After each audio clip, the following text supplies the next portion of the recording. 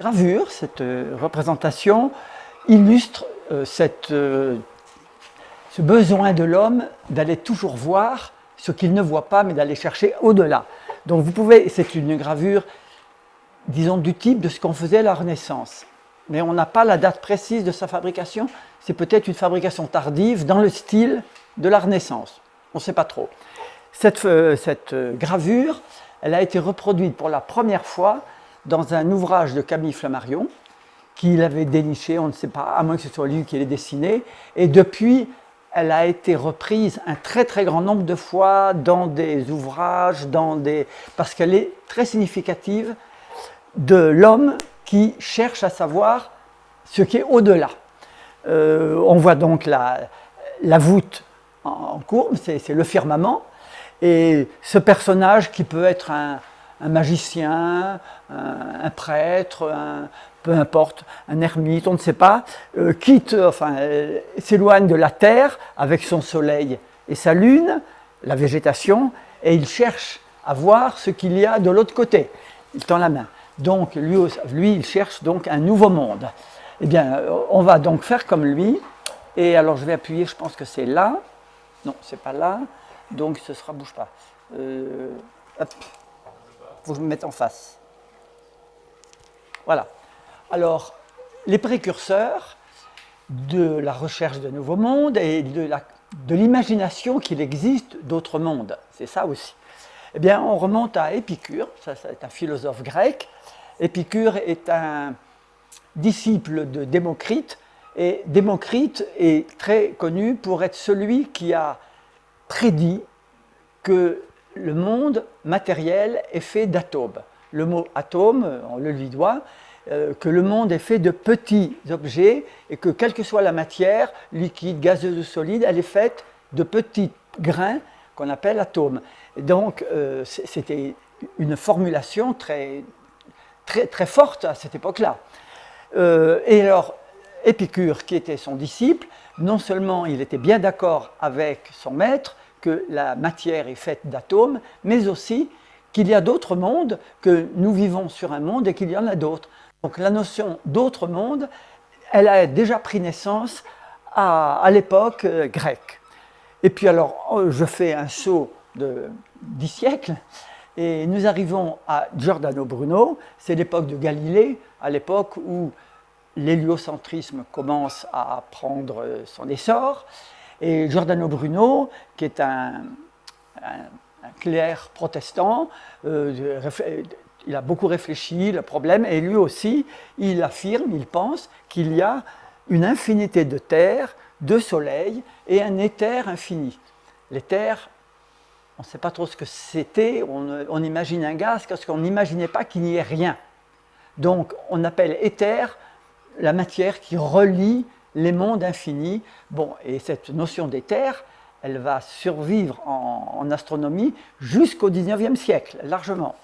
Bon, là, ce n'est pas l'éther qui nous intéresse, mais ce sont les infinités de terre. Donc, vous voyez, Giordano Bruno avait déjà cette idée en tête. C'était une réflexion pure. Et ça lui a valu quand même des gros problèmes avec l'Inquisition, car à cette époque-là, l'Église catholique en particulier ne pouvait pas admettre qu'on change, qu'on modifie ce que l'on avait toujours cru depuis Aristote, c'est-à-dire que la Terre est au centre de l'univers et que le Soleil est un astre qui tourne. Donc, si vous voulez, Giordano Bruno allait contre cette philosophie, et ça lui a valu, le pauvre, ça lui a valu le bûcher. Donc, on peut avoir une pensée pour lui. Descartes, un peu plus tard, nous sommes 2 siècles plus tard, eh bien, a eu une théorie, je dirais un peu filandreuse, il faut bien dire, sur l'organisation de l'univers. Et pour lui, il y avait des systèmes soleil, planètes, qui étaient des systèmes qui existaient les uns à côté des autres, reliés toujours aussi par de l'éther, parce qu'on n'imagine pas qu'il puisse n'y avoir rien. Mais lui aussi, il était partisan d'autres mondes en dehors de celui que nous connaissons. Donc vous voyez, il y a quand même des précurseurs. Non, ça celui-là. Alors, pourquoi il n'avancera pas. Tu sais comment il n'avance pas, mon truc, là? Je dois appuyer où ça? Pourtant, j'appuie sur le moins. Ben, j'appuie sur la petite flèche, enfin, en bas, là, c'est sur celle-là. Mais elle ne répond pas. Et puis, tu vois, ça, c'est toujours resté là. Voilà. Voilà, donc, c'est le préalable. Le monde. C'est bizarre que... Normalement, c'est pas comme ça. Pourquoi il t'a mis... Il a trop chaud, peut-être. Et si tu lances le panorama, Tu peux le mettre en... reprendre le diaporama. Non. Alors, j'espère que vous avez bien deviné de quoi je vais parler. Aujourd'hui, quels sont les nouveaux mondes? Ah ben, c'est d'autres terres. D'autres terres, c'est-à-dire d'autres planètes. Planètes qui ne soient pas les planètes que nous connaissons bien, qui sont les planètes de notre système solaire, planètes qui sont maintenant visitées, planètes qui sont des objets. Voilà, alors alors j'avance, on avance, merci. Voilà. Donc, aujourd'hui, eh bien, la notion de exoplanète, c'est ainsi que l'on parle, ce sont des planètes, des objets donc comme la Terre, Mars, Vénus, Jupiter, des objets qui gravitent autour d'étoiles. Notre système solaire, ce sont un ensemble de planètes autour du Soleil. Mais il y a beaucoup d'étoiles dans le ciel, il n'y a qu'à lever le nez la nuit, et on peut se poser la question, est-ce que ces autres étoiles que nous voyons, qui sont des soleils, est-ce qu'ils ont aussi autour d'eux des planètes? Eh bien, cette photo est superbe pour bien montrer une localisation dans le ciel d'un amas d'étoiles considérable. Vous avez reconnu la Voie lactée qui a été photographiée pas un jour à Val-de-Rome, plutôt un soir, une nuit, dans lequel, en fait, tout ce fourmillement qu'on voit, ce sont des étoiles et des étoiles. Il y a des milliards et des milliards d'étoiles dans cette espèce de bande que vous voyez, blanche et noire. Et le noir, quand c'est noir, c'est pas qu'il n'y a pas d'étoiles, mais c'est qu'il y a de la poussière obscure qui cache en quelque sorte les étoiles. Donc, chaque étoile que nous voyons dans ce ciel est le plus souvent, assez souvent, entourée de planètes que l'on appelle exoplanètes. C'est ce que les observations des dernières décennies ont montré. Et une autre photo encore magnifique du ciel, là qui montre avec un grossissement beaucoup plus important, qui montre dans ce rectangle beaucoup d'objets qui sont des... Ah oui, j'ai oublié ma petite lumière. Beaucoup d'objets que vous voyez qui sont comme des ovales, un petit peu allongés, ce sont des galaxies qui sont des petites sœurs ou des grandes sœurs de notre galaxie, la Voie lactée, qu'on a vue sur la diapo précédente. Donc, quand on sait qu'il y a des milliards et des milliards de galaxies dans l'univers et que chaque galaxie contient des milliards et des milliards d'étoiles, on se dit que ça fait beaucoup d'exoplanètes potentielles. Eh bien, à l'heure actuelle, il faut savoir que la première exoplanète qui a été découverte, c'est en 1995. On y reviendra. Donc 1995, ça fait à peine 28 ans. Voilà. Ça ne paraît pas beaucoup à une échelle astronomique, mais pendant ces 28 ans, on a beaucoup travaillé et aujourd'hui, en 2023, il y a quelques mois, peut-être que ça a changé, il y a 5347 exoplanètes découvertes et confirmées. Parce qu'il y a des découvertes qui sont faites, mais il faut confirmer que c'en est bien une, on verra comment on le fait. Donc ce schéma, ce graphique qui vient de la NASA, vous montre des petits ronds, et ces petits ronds avec des couleurs différentes. Si vous regardez bien, bon, on voit du jaune, on voit du bleu et un petit peu de rouge. Ces différences de couleurs correspondent à des différentes méthodes de découverte. Donc on voit qu'il y a, alors quelles sont les grandeurs indiquées? Vous avez en abscisse, horizontalement, des nombres qui indiquent la période, c'est-à-dire le temps mis par une planète pour faire le tour de son étoile. C'est ce qu'on appelle la période orbitale. Donc vous voyez, elles vont de 0,01 jusqu'à 100 m, sachant que m, ça désigne 1 million, et ce sont des jours. La période est mesurée en jours. La période de la Terre, tout le monde le sait, c'est 365 jours, bien sûr. Eh bien, on mesure, quand on découvre une exoplanète, il est très important de savoir quel est le temps qu'elle met pour tourner autour de son étoile, ce qu'on appelle sa période. Eh bien, vous voyez que la période, elle peut aller depuis ce que nous voyons indiqué par 0,1 jusqu'à des valeurs très grandes, 100 millions. Autrement dit, l'éventail des périodes des exoplanètes qu'on a découvertes à ce jour est très, très large, très ouvert. Ça veut dire qu'il y a des périodes, il y a des exoplanètes qui mettent très peu de temps pour tourner autour de leur étoile, parce qu'elles sont proches, évidemment, très peu de temps. Et il y en a qui sont, au contraire, très loin, et celles-là mettront beaucoup plus de temps.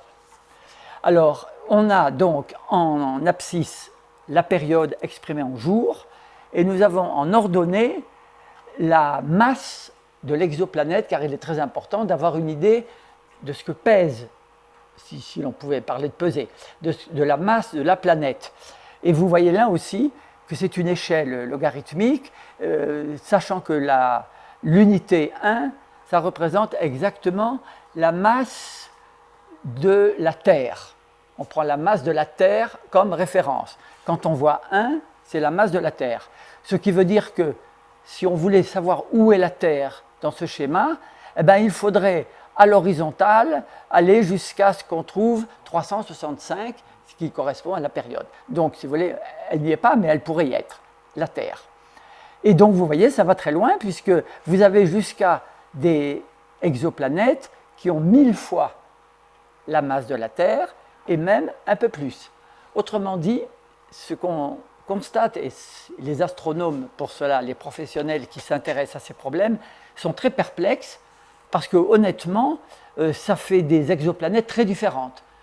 Très près de leur étoile, très loin, très petites, très grosses, et tous les intermédiaires. Et comme les couleurs indiquent les différentes façons de détecter, on va un petit peu parler justement comment détecte-t-on les exoplanètes. Alors, il faut bien comprendre que, vu de la Terre, là où nous sommes, quand je vois une étoile dans le ciel, je la vois comme un point brillant, pas plus. Et ce point brillant, c'est un soleil. Ça peut être plus petit que le soleil ou plus gros, mais c'est un soleil qui illumine. Et les exoplanètes qui se trouvent autour de ce point lumineux, de cette étoile, on ne peut pas les voir, parce qu'ils sont... Une exoplanète, c'est une planète, c'est-à-dire c'est un objet qui reçoit la lumière et la renvoie. Vous savez très bien que la planète Vénus, ou la planète Jupiter, qu'en ce moment on voit tellement bien, elle n'éclaire pas. La planète Jupiter est un objet qui renvoie la lumière du Soleil. Donc, sur une étoile qui est donc très loin dans le ciel, on ne peut pas imaginer de voir une exoplanète qui tourne autour. C'est pratiquement impossible, pas tout à fait quand même, on va le dire, parce que la lumière que rayonne cette planète par réflexion est trop faible, elle est noyée dans la lumière diffusée par la lumière. Autrement dit, ce n'est pas évident, on ne trouve pas une étoile comme ça, une exoplanète comme ça. Alors, c'est pour ça que je dis que la photographie directe, vous pouvez toujours photographier des étoiles, jamais vous verrez sur votre pellicule sur une exoplanète. Sauf, il y a quand même deux possibilités. Si on cache la lumière de l'étoile elle-même, si on fait un cache qui enlève la lumière, enfin tout au moins qui permet à la lumière qui ne permet pas à la lumière de passer, avec un peu de chance, on pourrait peut-être voir une planète à côté. Donc, c'est ce qui se fait beaucoup pour le Soleil. Quand on veut étudier le Soleil, eh bien, on cache le Soleil, ça s'appelle un coronographe, on cache le disque solaire, on supprime la lumière du Soleil et on peut voir ce qu'il y a autour, évidemment. Bon, mais ce n'est pas toujours facile. Mais il y a encore une possibilité, c'est si l'étoile haute, j'appelle l'étoile haute, l'étoile autour de laquelle se trouvera l'exoplanète. Eh bien, si l'étoile haute est très peu lumineuse, et il y a des étoiles qui sont très peu lumineuses, on les appelle des naines rouges et à la limite même des naines brunes, c'est des étoiles petites qui envoient une lumière rouge, pas très lumineuse. Bon, avec un peu de chance, on peut le faire. Eh bien, c'est ce qu'on a réussi sur la photo que vous voyez ici. Vous avez deux objets. Vous avez une étoile, c'est blanc, c'est l'étoile, elle s'appelle 2M1207. Elle est une naine brune, c'est-à-dire qu'elle est une petite étoile, pas très lumineuse. Et vous voyez à côté quelque chose, un petit point rouge, qui s'appelle 2M1207b. Et c'est une exoplanète. Ici, on a une image d'une exoplanète autour d'une étoile, mais qui n'est pas une étoile comme le Soleil, il faut bien dire. Alors, c'est l'occasion de remarquer que là, on a donné à la planète, on a repris le nom de l'étoile, 2M1207, et on a ajouté B.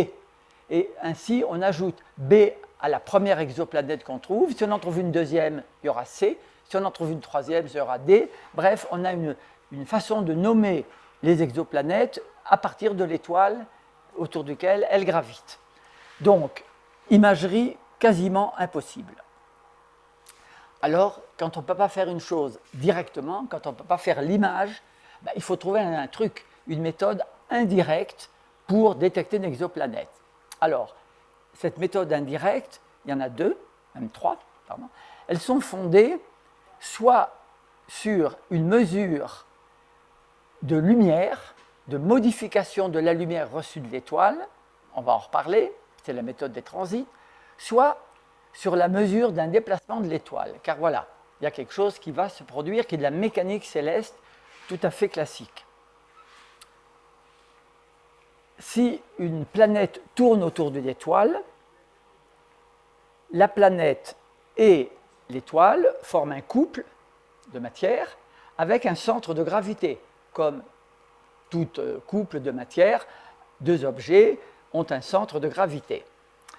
Lorsque la planète tourne autour de l'étoile, eh bien, le centre de gravité général va rester fixe, mais l'étoile elle-même va tourner aussi, pour compenser en quelque sorte le mouvement de l'exoplanète. Donc, une étoile haute, c'est-à-dire une étoile qui abrite une exoplanète, va avoir un certain mouvement. Et si on peut détecter ce mouvement, c'est ce que vous allez voir, si on peut détecter ce mouvement, alors on a une idée. Par exemple, oui, voilà, donc ça, on y reviendra. La première méthode, c'est celle qui consiste à mesurer une modification de la lumière reçue de l'étoile. Là, c'est plus facile à comprendre. Bon, vous savez, vous avez un lampadaire installé, là, ici, et puis il y a une personne qui passe devant. Eh bien, si je regarde le lampadaire de très loin, eh bien, momentanément, quand la personne passe devant, il y aura moins de lumière du lampadaire, si le lampadaire et la personne sont à la même hauteur. Lorsqu'un objet passe devant une source de lumière, forcément, il y a un cache, la lumière est réduite. Et donc, c'est ce que représente le dessin que vous voyez ici. Vous voyez une flèche en haut, un petit pointillé, c'est le chemin suivi par une étoile. Non, pardon, le petit pointillé, c'est le chemin suivi par la planète qui est autour de l'étoile et qui va passer devant. Parce que lorsqu'une planète tourne autour d'une étoile, elle passe devant de temps en temps, régulièrement. Quand je dis devant, c'est par rapport à quoi? Par rapport à moi qui regarde, bien sûr. C'est-à-dire que l'exoplanète qui passe devant son étoile, moi, je vais voir que la lumière de l'étoile, tout d'un coup, diminue. C'est ce que montre le graphique qui est en dessous. Vous voyez luminosité et courbe de lumière. Qu'est-ce que vous voyez? 1, c'est la lumière de l'étoile. Mais voilà qu'en 2, l'exoplanète commence à passer devant le disque de l'étoile. Donc, elle absorbe un peu de lumière, elle empêche un peu de lumière de passer, et donc la luminosité baisse. Elle baisse, elle va baisser pendant un certain temps, tant que l'exoplanète est devant l'étoile. Et puis lorsque l'exoplanète sort du disque de l'étoile, lorsqu'elle n'est plus devant l'étoile, la lumière remonte. Autrement dit, que vont faire les astronomes? Eh bien, ils vont photographier la lumière d'une étoile s'ils soupçonnent qu'il y a une exoplanète. Ils vont photographier la lumière jusqu'à ce qu'ils voient quelque chose qui leur paraît un peu louche, par exemple, comme ça. Voilà par exemple, deux exemples. Le premier exemple en dessus, elle s'appelle Hoggle TR 113b, exoplanète. Eh bien, vous voyez des tas de petits points à gauche, avec une moyenne à une certaine hauteur. Puis, un pic, ça descend, des petits points qui correspondent à de la lumière inférieure à moins de lumière, puis après ça remonte. Comment est-ce qu'on traduit ça? Eh bien, on traduit ça en disant, eh bien, il y a une exoplanète qui vient de passer devant cette étoile et qui a mangé de la lumière pendant un certain temps. Est-ce que c'est clair? Bon. Alors, c'est pas si facile que ça quand même. Le dessin, on a l'impression que c'est toujours très beau. C'est quelquefois beaucoup plus difficile à faire les mesures précisément. Le transit, alors ça s'appelle méthode du transit. Transit parce que l'exoplanète est passée devant l'étoile, elle a transité. Alors évidemment, plus l'exoplanète est grosse, plus elle est grosse, plus elle va absorber de lumière, plus elle va enlever de la lumière. Donc lorsque la cuvette est très profonde, on pense qu'on a une bonne exoplanète de belle taille. Lorsque, comme dans le deuxième cas, la cuvette est beaucoup moins profonde, ça veut dire que l'étoile, l'exoplanète n'a pas enlevé beaucoup, c'est donc qu'elle est petite. Donc on a déjà une information sur la planète, est-elle grosse, est-elle moins grosse. Donc on a ainsi trouvé. Alors il faut savoir qu'il a fallu beaucoup de temps avant d'arriver à affiner cette méthode de détection. La première exoplanète découverte, ce n'était pas par cette méthode. C'est 5 ans plus tard qu'on a pensé et qu'on a ajusté les recherches, les observations pour s'orienter de cette direction. Mais vous allez me dire, est-ce que c'est toujours possible dès qu'il y a une exoplanète? A priori. Est-ce que c'est toujours possible que ça se passe comme ça? Le seul problème, c'est qu'il faut que ça se passe dans mon œil, que moi, mon œil ou le télescope soit juste en face et que la planète qui va transiter, bien, elle transite dans le plan de mon observation. Et ça se trouve une fois sur 15 ou 20, ce n'est pas toujours le cas. Donc, autrement dit, on ne peut pas trouver toutes les exoplanètes par cette méthode. On en trouve certaines, celles qui sont dans le plan de l'observation du télescope envisagé. Donc, si vous voulez, c'est une méthode qui parfois, elle n'est pas totalement, elle est fiable, mais à elle seule, elle ne donnera pas toutes les exoplanètes. Il faut d'autres méthodes. Alors, l'autre méthode est basée, comme je vous le disais, sur le mouvement de l'étoile. Parce que l'étoile, ce que je vais vous montrer tout de suite avec le petit dessin suivant, si ça veut bien marcher, voilà. Là, vous avez une petite animation. Au centre, c'est l'étoile, le gros rond, et tout autour, c'est l'exoplanète dont vous voyez bien, on a bien fait attention de ne mettre lumineux que la partie tournée vers l'étoile, bien sûr. Et donc, vous voyez bien que l'ensemble, les deux bougent, l'exoplanète et l'étoile elle-même, et ce qu'on va essayer de déterminer, ce n'est pas de voir l'exoplanète, ce n'est pas assez lumineux, mais de voir que l'étoile bouge, que l'étoile n'est pas fixe.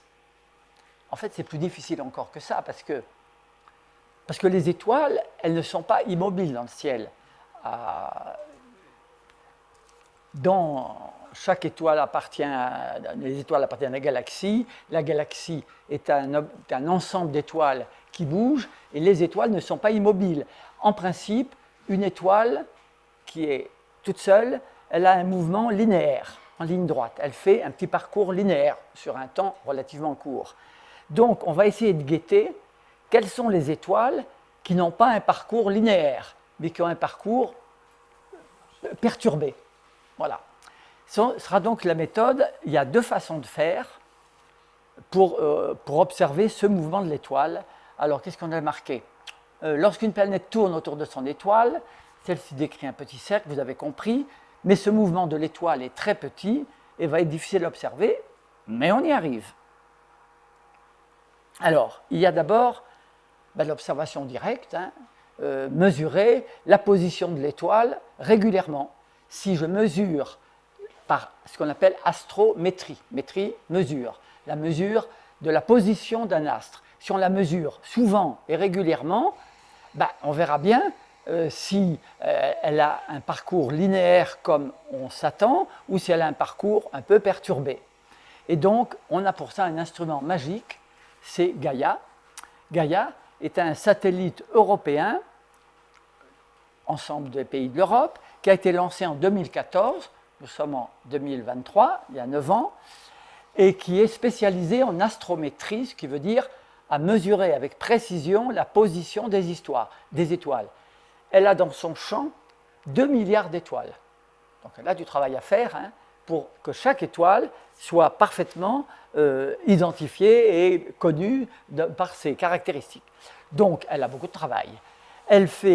Cette Gaïa passe et repasse devant les mêmes étoiles plusieurs fois et elle perd, par exemple, on a vraiment, au bout de 15 fois, il faut au moins 15 passages devant l'étoile pour confirmer la valeur de sa position. Ce n'est pas immédiat. Ce qui fait que depuis 2014, on a en fait peu de résultats précis d'exoplanètes découverts par astrométrie et par Gaïa. Par contre, il y en a énormément de potentiel, car actuellement, les données, comme je vous disais il y a un instant, Gaïa a un champ d'étoiles, un champ d'action de 2 milliards d'étoiles.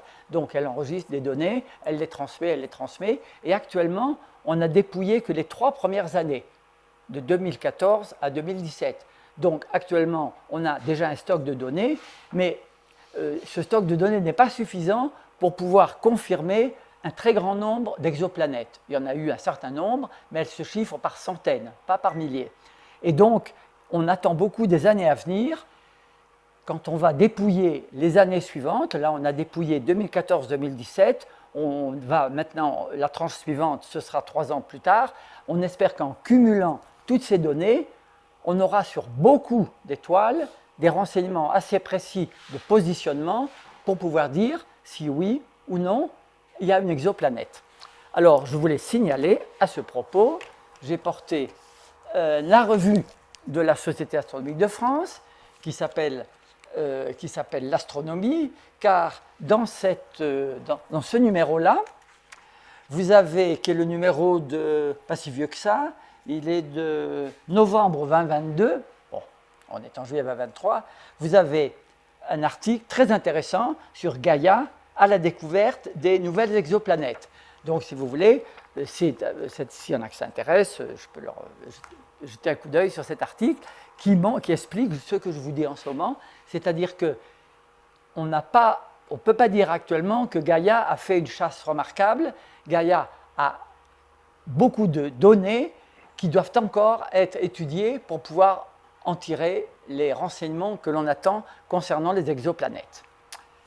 Voilà, qu'est-ce que j'ai mis? Gaïa mesure la position et le déplacement de 2 milliards d'étoiles, ce que je vous disais, c'est considérable. Chaque étoile est observée 15 fois au cours d'une année, ça paraît bien, mais ce n'est pas suffisant pour pouvoir préciser avec rigueur et définir la position de l'étoile. À ce jour, Gaïa a identifié plus de 6000 étoiles, mais attention, c'était approximatif, c'est-à-dire que c'est potentiel. On ne peut pas dire que c'est 6000 exoplanètes, on va dire que c'est 6000 cas qu'il va falloir réétudier et peut-être reprendre aussi au sol avec d'autres méthodes pour confirmer. Il faut vraiment plusieurs méthodes. Donc ça, c'est ce qu'on appelle astrométrie. Métrie, je mesure la position de l'astre. Mais il y a une autre méthode qui utilise également le fameux mouvement dont on a parlé tout à l'heure. Je vous remets pour le plaisir, vous revoyez ce mouvement. Donc, ce que Gaïa fait, c'est de déterminer la position de l'étoile avec précision. Mais il y a une autre méthode qui s'appelle méthode des vitesses radiales, qui consiste à observer l'étoile, mais d'une autre façon.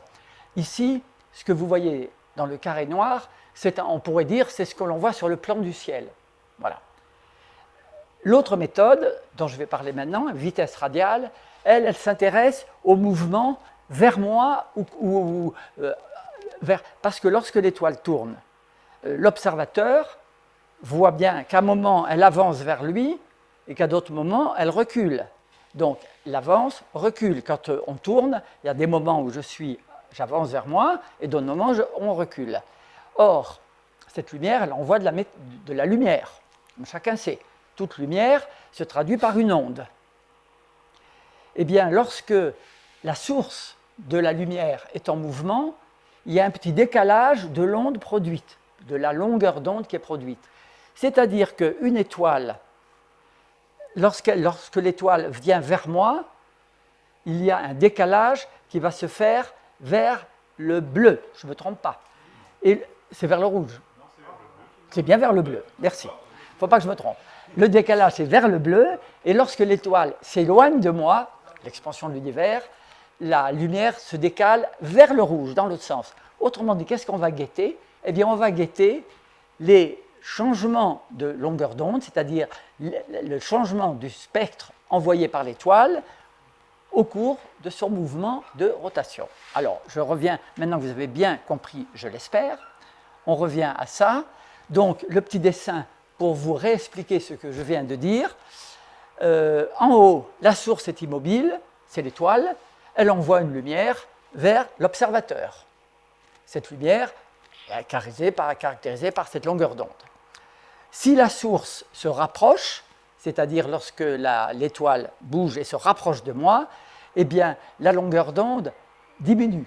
Et si la longueur d'onde diminue, cela signifie que la fréquence augmente et on est donc, la longueur d'onde diminue, la fréquence augmente et on est donc vers le bleu. Non, la source s'éloigne, on est vers le rouge. Je dis une bêtise ou pas? Non, c'est bon. Voilà. Donc, continuons à voir. Et vous avez un petit dessin qui vous montre ceci.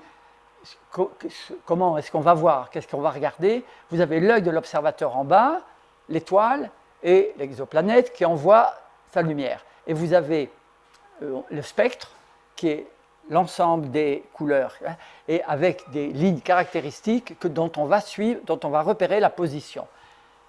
Ainsi a été découverte la première exoplanète, 51 Pégase, en 1995. Alors cette méthode, on l'appelle méthode de la vitesse radiale parce que c'est le rayon, la direction de l'observateur.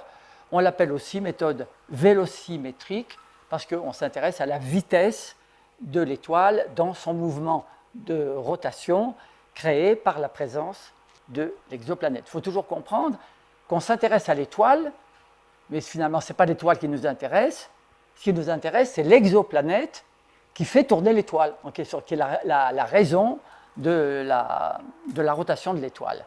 Alors voilà un dessin donc, qui, vous voyez comment le spectre se déplace lorsque l'étoile s'éloigne de l'observateur ou lorsqu'elle s'avance. Voilà. Bon, pour vous montrer que c'est donc une méthode basée sur une étude de spectre. Voilà. À droite, on voit justement pour la première étoile exoplanète trouvée, 51 Pégase, découverte en 1995 par ces deux astronomes, Michel Mayor et Didier Queloz, à l'Observatoire de Haute-Provence, Cocorico, c'est en France qu'a été découverte la première exoplanète par un astronome suisse, n'oublions pas. Alors, l'étoile haute était de type solaire, dimension. Alors, ce que vous remarquez, les points noirs, c'est donc, disons, les points qui correspondaient à cette fameuse sinusoïde. Mais vous voyez qu'il faut interpréter, hein. Ce n'est pas si facile que ça. Il faut, à partir de points comme ça un peu désordonnés, faire une illustration, quelque chose de coordonné. L'exoplanète qui a été trouvée dans ces conditions, alors c'était une énorme surprise. D'abord, on a dit on s'est trompé, c'est faux, c'est pas possible. Pourquoi? Parce que l'exoplanète telle qu'on l'avait découverte et qu'on pouvait l'estimer était une énorme exoplanète, mais elle était très près de l'étoile, tout près de l'étoile. Or, une très grosse planète, tout près de l'étoile, ça nous paraît aberrant.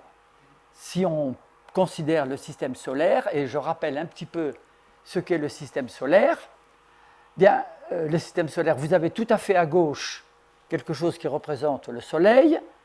La première planète la plus proche, c'est Mercure. Elle est à 80 rayons du Soleil, donc elle est déjà plus loin. Le dessin n'est pas à l'échelle. Après, il y a Vénus, Terre, Mars, qui sont les 4 planètes telluriques, voilà. Et Jupiter, la grosse planète, elle est beaucoup plus loin. Alors, les chiffres sont donnés. Jupiter, elle est à 5,2 fois la distance entre la Terre et le Soleil. Elle est donc très très loin. Elle n'est pas du tout près du Soleil. Autrement dit, cette première exoplanète ne répondait pas du tout aux critères que l'on attendait. On attendait près d'une étoile, une planète toute petite. Et on avait une planète énorme. Alors, pourquoi l'a-t-on appelée Jupiter chaud? Parce qu'elle est très près de l'étoile, donc forcément, elle reçoit une grande quantité de chaleur de cette étoile. Alors, ce petit tableau, c'est pour vous rappeler un peu les choses. Donc, vous voyez la Terre 1,1,1. La Terre, c'est à une unité astronomique du Soleil. Sa période est d'1 an et la masse est enfin, on la pose une unité de masse de Terre. Les autres sont plus petites, Mercure, Vénus, Jupiter, Uranus, Neptune. Uranus ne va pas se fâcher quand on parle d'elle, elle est dans le coin, ça va. Donc ce sont des planètes très grosses et des planètes très loin. Donc, si vous voulez, cette première découverte Pégase a à la fois comblé de satisfaction d'avoir réussi quelque chose, mais aussi d'étonnement et surtout de quoi il s'agit. Il va falloir essayer de comprendre. Alors, un petit mot, on va voir comment on a progressé, bien sûr. On a progressé en découvrant beaucoup d'autres étoiles, puisque je vous ai dit tout à l'heure qu'on en est à 5300 exoplanètes, donc on en connaît beaucoup, et vous allez voir, on va revoir encore le tableau, comme elles sont différentes les unes des autres. Alors, quelles sont les étoiles que l'on ciblées pour la recherche? Parce qu'il y a des milliards d'étoiles dans le ciel. Si je veux essayer de découvrir une exoplanète, qu'est-ce que je vais prendre comme cible? Bon, alors, on va répondre à la question. Et pourquoi? Disons que actuellement, l'idée, c'est plutôt de chercher des étoiles de type solaire. Parce que si on veut se rapprocher un peu en théorie de ce que nous savons de notre système solaire, il faut voir autour d'étoiles équivalentes, qu'est-ce qu'on trouve. Donc, on cherche plutôt des étoiles de type solaire, quoique tout à l'heure, vous avez vu, on s'intéresse aux naines brunes, parce qu'avec les naines brunes ou les naines rouges, on peut faire quand même un peu d'imagerie. Alors, ou plus petites, c'est ce que je dis, des naines rouges ou des naines brunes. Alors, on les cherche assez proches aussi, parce que si on les prend trop loin, là, on n'aura plus, l'orbite ne sera absolument pas détectable. Donc, moins de 300 années-lumière, ce qui est déjà assez loin. Et parfois, il y a des groupes d'étoiles. Donc, pourquoi? Bien parce qu'on cherche ce qui est le plus facile à observer, et là où les périodes seront les plus courtes. Parce que si vous avez une étoile, une exoplanète, comme Jupiter ou comme, prenons Uranus, Uranus, sa période, c'est 12 ans plus. Je ne me rappelle plus, on l'a vu tout à l'heure. Uranus, sa période, c'est 84 ans. Bon. Alors évidemment, si on prétend découvrir une planète, l'exoplanète dont la période est de plusieurs dizaines d'années, bon, ça ne va pas, on n'entendra pas. Donc il faut chercher des exoplanètes, si possible, avec des périodes plus courtes. Alors, quels sont les instruments pour détecter les exoplanètes? Puisqu'on a plusieurs méthodes qu'on a maintenant expliquées. La vélocimétrie, que je vous rappelle encore, on appelle vitesse radiale, première observation par vélocimétrie. Eh bien, vous avez bien sûr vous avez des observatoires au sol, pratiquement pas ailleurs. Donc, au sol, à l'OHP, en France, là où a été découvert le premier, Keck aux USA, Lick et beaucoup d'autres. Bon, mais ce sont des observatoires au sol parce qu'on a besoin de faire des mesures répétitives et disons que c'est pratiquement uniquement des observateurs qui le font. Alors par transit, la méthode qu'on a vue tout à l'heure, alors là ça marche très très bien avec des appareils qui font de la bonne photométrie, aussi bien spatiaux qu'au sol. Alors j'ai cité quelques-uns, bon, il y a la NASA, CORO était un satellite européen lancé par l'ESA, mais il a fini son temps, il en a découvert un certain nombre. Kepler, alors oui, Spitzer, le premier, j'aurais dû le dire, observation en infrarouge, on fait des observations uniquement en lumière infrarouge, ça permet d'augmenter un petit peu le champ de découverte. Kepler, TESS, NASA, Kéops, bon. Et puis je voulais signaler que aussi les amateurs, c'est ce que je vais trouver ici, que les amateurs peuvent très bien découvrir des exoplanètes. En général, ils ne les découvrent pas, mais ils peuvent retrouver des exoplanètes par transit.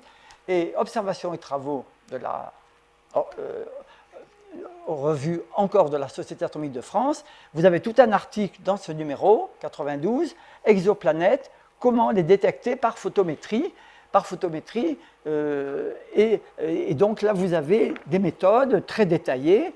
Et actuellement, il y a des astronomes amateurs qui consacrent leurs observations. Ils sont bien sûr, ils sont couplés avec des astronomes professionnels qui les guident, qui les aident. Mais la découverte et l'observation d'exoplanètes par la méthode des transits n'est pas exclue chez les astronomes amateurs. Voilà. Pour la méthode astrométrique, on a vu, c'est Gaïa, parce qu'il faut, pour la méthode astrométrique, avoir des déterminations de précision de telle sorte que là, il n'y a pas d'autre. Gaïa est vraiment l'instrument idéal. Et puis par imagerie, il y a certains observatoires qui l'ont fait, VLT au Chili, Sphère en Europe, Subaru, Gemini. Voilà. Donc, pour que vous vous rendiez compte que la recherche d'exoplanètes est devenue maintenant un sujet non seulement international, beaucoup de méthodes, beaucoup d'observatoires, beaucoup de résultats. On pourrait dire que les exoplanètes, c'est vraiment en ce moment, enfin à cette période, est vraiment un des sujets qui passionne et qui fait avancer l'astronomie et l'astrophysique.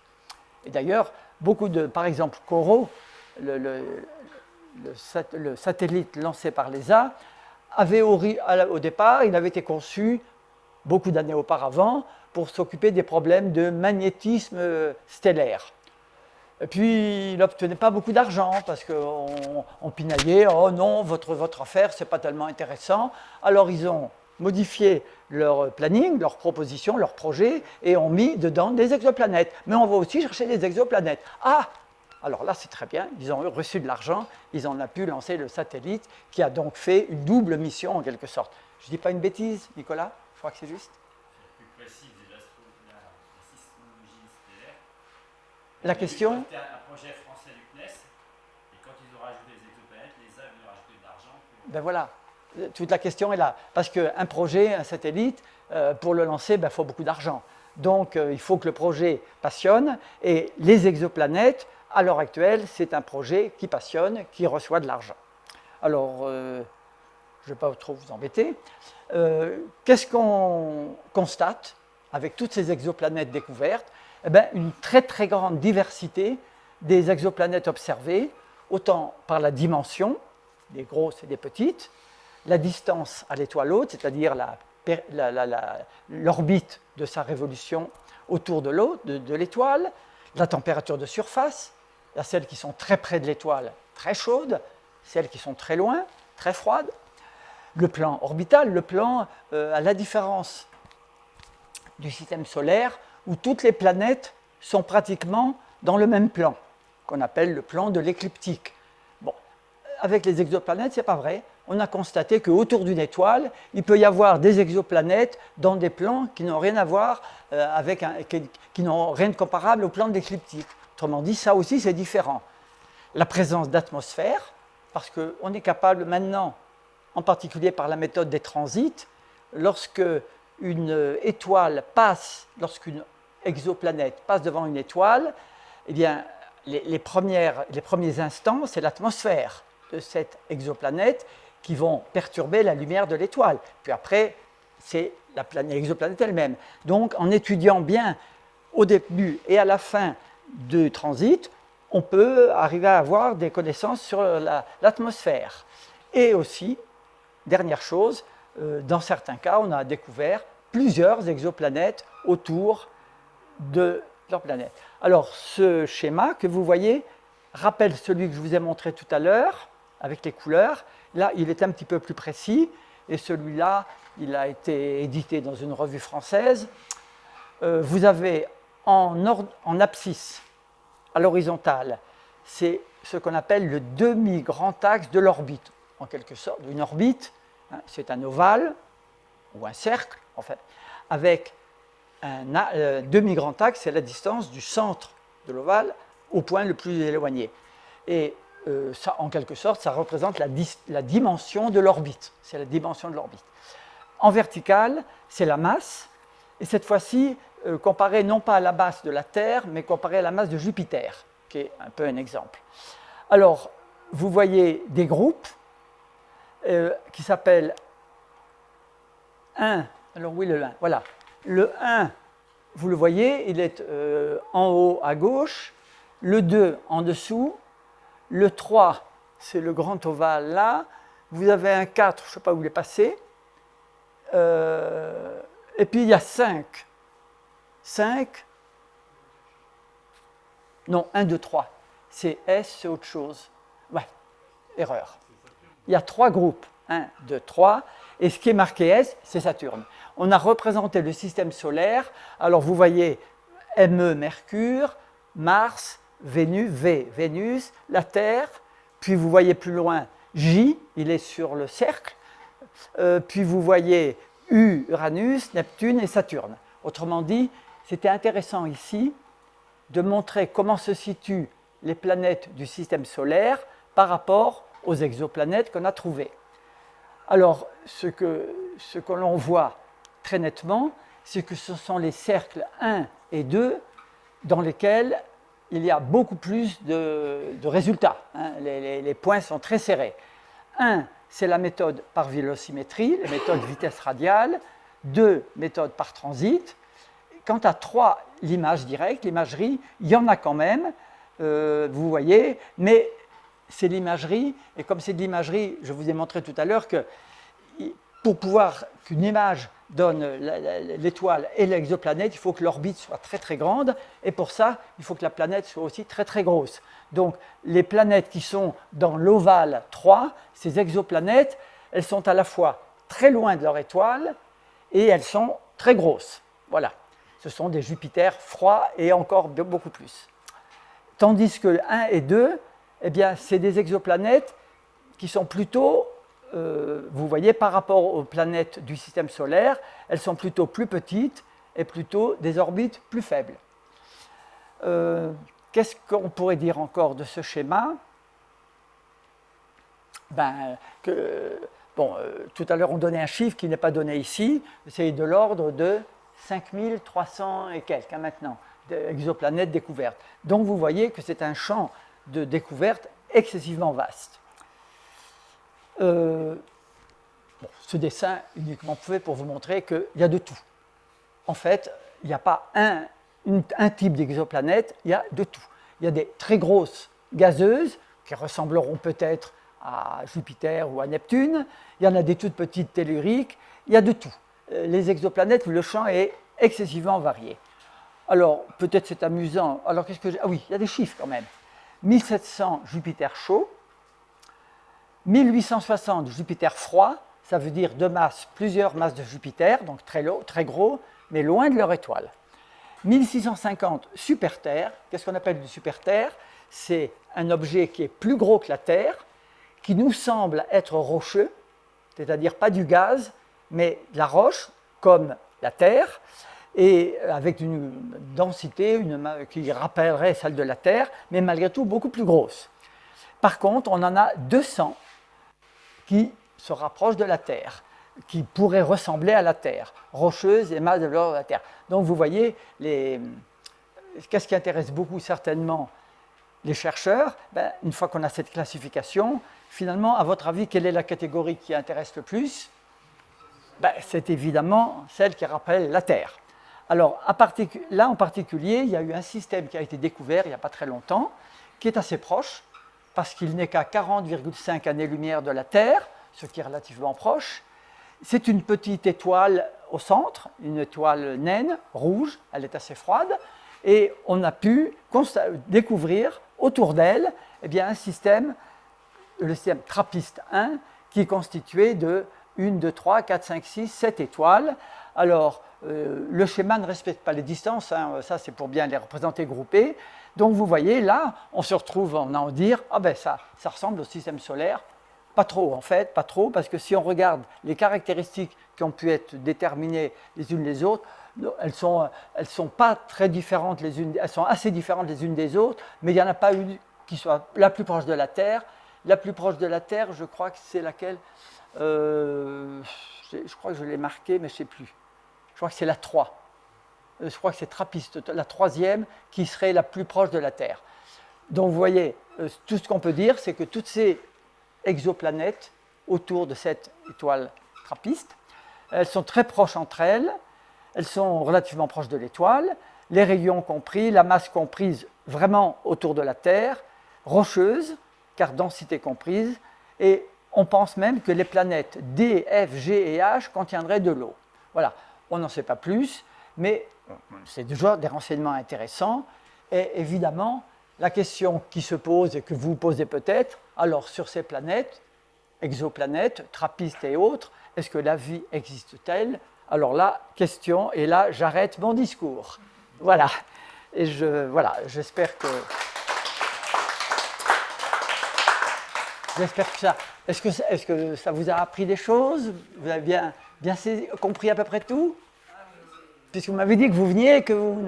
Voilà. Je ne sais pas si on a tout compris, mais ça nous a... Maintenant, ça vous dit quelque chose. Exoplanète, ça vous dit quelque chose. Voilà, parce que je pense que parmi les autres auditeurs, j'espère qu'ils n'ont pas compté trop de bêtises que j'ai dites, des petites erreurs, mais enfin, ça arrive à tout le monde. Non, juste une précision, Oui. sur mon téléphone, je trouvais ça rigolo. On parlait de Giordano Bruno qui est parti en fumée. Oui, L'Église a reconnu son erreur en 1994. c'est vrai. De même qu'elle a reconnu qu'avec Galilée, elle n'avait pas été non plus très, très sympathique. Mais je suis d'accord, et vous le dites, c'est bien. 1994, Voilà, c'est un retour en arrière sur un événement qui s'était déroulé 4 siècles auparavant, quand même. Voilà, si vous avez des questions, mais je ne suis pas spécialiste, ni en recherche, ni en pratique, mais disons, c'est un sujet intéressant, et c'est un sujet à l'ordre du jour, il faut bien dire. Énormément d'observateurs, d'observatoires travaillent sur cette question-là. Donc à ce jour, il n'y a aucun prémisse de découverte de vie sur une Alors, quelles sont, si vous voulez, les choses que l'on cherche? Bon, on cherche des choses qui ressemblent à ce qui se passe sur la Terre. Parce qu'on se dit, s'il y avait de la vie et si elle s'est développée un peu comme sur la Terre, on doit trouver des choses communes à la Terre. Et ce qui est commun, ce qui est propre à la Terre, c'est qu'au départ, la Terre avait une atmosphère qui ne possédait pas d'oxygène, qui possédait de l'azote. Et avec la vie, s'est développée la présence d'oxygène. Donc, on peut dire que c'est un indice. Si une atmosphère d'une exoplanète contient de l'oxygène, peut-être elle aurait peut-être été... Bon, il y a aussi l'eau. La présence d'eau est un indice. On sait que la vie sur la Terre s'est développée à partir de l'eau. Donc, si on est certain, par des études spectrométriques de la lumière, si on est certain qu'il y a de l'eau sur une planète, qu'il y a de l'oxygène dans son atmosphère, voilà déjà 2 indices. Et c'est comme ça qu'on va progresser. Pour l'instant, il n'y a absolument aucune certitude, mais il y a encore du temps devant nous pour arriver à aller plus loin. sachant qu'on check que dans notre galaxie. Comment? Je dis, on check les exoplanètes que dans notre galaxie. Il y a un milliard de galaxies. Oui, mais alors là, vous voyez, la Trappiste est à 40,5 années-lumière, c'est à côté, hein, c'est notre voisin. Aller chercher chez Andromède et les galaxies voisines, c'est encore beaucoup plus compliqué. Il faut commencer par chercher près de chez nous. On regarde que sur une galaxie. Bien sûr. Mais si vous voulez, quand on fait des statistiques, si on fait des statistiques, au point de vue statistique, on se dit, il y a des milliards d'étoiles dans notre galaxie. Il y a des milliards de galaxies dans l'univers. Donc il y a des milliards d'exoplanètes. Pourquoi il n'y en aurait pas une sur laquelle les conditions qui ont permis que la vie se développe sur la Terre, pourquoi ce ne serait pas? Donc beaucoup de gens disent, moi je suis sûr qu'il y a la vie ailleurs. Mais ce n'est pas sûr. On ne peut pas dire, on ne peut pas affirmer. Parce qu'il faudrait on ne peut pas affirmer une chose qu'on n'a pas démontrée, dont on n'a pas la certitude. Voilà. Donc ça reste une question, un grand point d'interrogation. Les Américains, ils ont quand même des extraterrestres qu'ils ont dans un camp. Oui, Oui, ah ben, les extraterrestres, Bon, après, il y a on, quelques jours, hein. on en a eu, oui, oui, on en connaît, il y en a qui sont venus nous voir, bien sûr. Ça, c'est bien sûr. Il y a l'extraterrestre qui arrive. Des petits hommes verts d'abord, des extraterrestres, les aliens, enfin tout ça, ça fait partie du monde de la fiction, mais aussi de l'imagination, bien sûr. Ben voilà. En tout cas, avec cette conférence, on termine Astrociel. On a passé 15 jours ici. Il y a eu beaucoup d'observations, il y a eu beaucoup de soleil, puis il y a eu beaucoup de très bonnes conférences, ceux qui sont venus hier ou les jours précédents. Voilà, ça fait partie des rencontres organisées par la Société astronomique de France, dans lequel, si vous voulez, il y a deux objectifs. Il y a l'objectif d'observation, découverte du ciel, et l'objectif, un peu de pédagogie, donner aux personnes qui peuvent monter, qui peuvent venir ici, l'occasion de découvrir un petit peu l'astronomie. Voilà. Bon, eh bien, merci pour votre attention. Voilà. Avec deux revues que je peux présenter. Pardon ? Les étoiles sont toujours là. Le problème, c'est que la restauration sera fermée. Alors, bon, moi je veux bien, mais enfin, je suis pas. Mais il y en a qui peuvent venir, hein. C'est pas interdit, hein. Mais d'ailleurs, il y a des gens, je connais des gens qui sont venus hors saison faire de l'observation. Pourquoi pas ? Voilà, mais écoutez, vous resterez tout à l'heure et vous aurez la possibilité de voir non pas des exoplanètes, ça c'est sûr, mais des vraies planètes. Les planètes. Tous les soirs au-dessus de la Grande Ourse, Oui. donc c'est vers Ah ben, 10h30, donc oui. à l'est, C'est la première qui apparaît. et elle bouge. Bien sûr. Mais vous savez pourquoi elle bouge ?